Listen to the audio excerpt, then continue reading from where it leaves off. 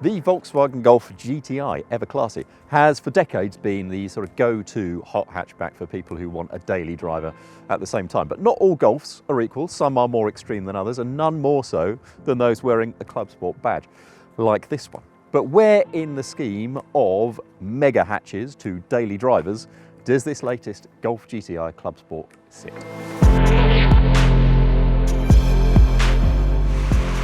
So welcome then to the inside of the Golf GTI Clubsport, and if you think Volkswagen does subtle on the outside, well, they have started to do subtle on the inside too, and if I'm honest, a little bit too subtle.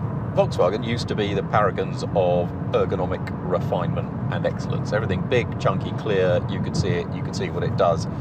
So while you used to have buttons for and dials for the temperature gauge and things like that, that's now on this little panel here. And the trouble with this little panel here is it doesn't light up at night, so you can't actually see if you want to increase the temperature at night.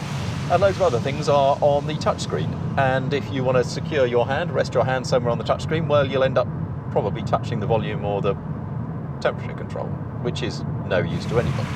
Alright, so you think, well, no problem, I shall rest my hand above it and use my thumb. But now my hand is blocking my view of the screen. And I'm sorry to labour this point slightly, but it does need saying. This is not good enough. This is just not, it's just not right. And part of the argument is, well, it allows Volkswagen to do over-air updates of software and things like that if all these things are buried in a screen.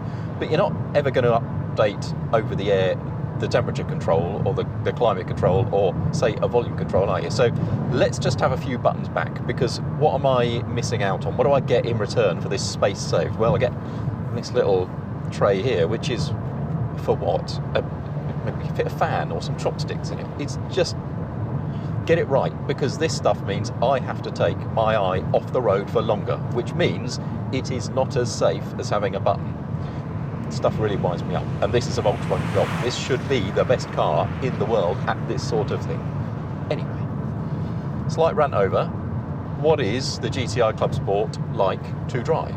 I rather like it, actually. It's pitched more hardcore than the regular Golf. They've given the regular Golf GTI a certain sense of agility by having quick steering and rapid responses, but it doesn't excite in quite the same way that something like a Honda Civic Type R does, or maybe the Megane Renault Sport. This pushes on more towards those without going as far as those. It's still a daily driver. Now, for about 750, 780 quid, something like that, you get adaptive dampers, which this car has. So if you push a mode button down there, I then get a choice of Eco Comfort Sport Special, which puts it in a particular Nürburgring spec, or individual spec. Now, if you go into individual, you get to choose how soft or hard you would like your adaptive dampers. And there are, let's count down, 1, 2, 3, 4, and that's where comfort is, would be 4, 5, 6, 7, 8, 9, 10, 11, 12, 13, 14, 15 different stages of adaptive. So in my individual, I've just gone full soft, because why not? I don't know where the Nürburgring setting is in among all of those, but you can also change the drive, the steering, the engine sound, things like that. Quite cool, but maybe one or two too many things. You don't need quite so many things as that. But there is a degree of adjustability, but regardless of what you do, you get a car that is good fun to drive without being over the top to drive. But anyway, on the road in the UK, I can tell you that this little Nürburgring setting works quite well. Gives you decent body control while maintaining a ride over bumps and lumps, which is not harsh or anything like it. You could quite happily drive all day in that Nürburgring setting on bad roads, and it would be comfortable. And one thing that Volkswagen still does right, it's got great seats. It's got a really terrific driving position. I wouldn't mind if it went ever so slightly lower, but this wheel comes out a long way towards me. There's 2 turns between locks. It's got a heated steering wheel. Quite like a heated steering wheel. 3-stage, not sure it needs 3 stages of heat, but there you go. It's a great car for being a daily driver with a sporting edge. And there is a sporting edge to it.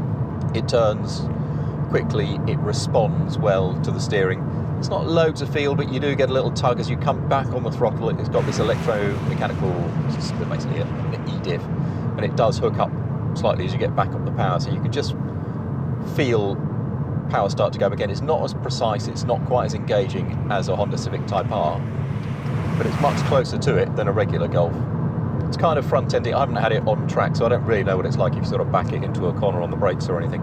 But it's quite sort of led by the front end on the road in rubbish conditions like this. You know, these are the front wheels that do not want to put all 300 horsepower down at the same time, but that's to be expected in the wet in a car like this. It's good fun. It's engaging. There's a decent range. It's got like 350-mile range out of a tank of fuel, which is great. Some minor ergonomic niggles aside, it's a really nice car to drive every day while giving you something back when you want it. And I have a lot of time for that. I don't mind that at all. I don't mind the fact that it is not as hardcore as a Megane Renault Sport. It's not as hardcore as a Honda Civic Type R. It's not as flat out nutty as a Toyota GR Yaris. So there are a lot of cars within the Golf Club Sports sphere, everything from really hardcore hot hatches to, well, at this sort of money, you get sort of vaguely, slightly sporting, but quite comfortable, quick cars in a straight line. Which one you'd go for? There is no straightforward answer. We always ask in a first drive, should I buy one? There's very rarely a straightforward answer. If you need the space, you want the seats, you want something you can drive every day, you want the comfort, you want the perceived interior quality, you want a good range, you want a car that you open your door in the morning and you look at it and you go, yeah, that'll be all right. I don't mind spending the day in this. You could do much, much worse than this latest Golf GTI Clubsport.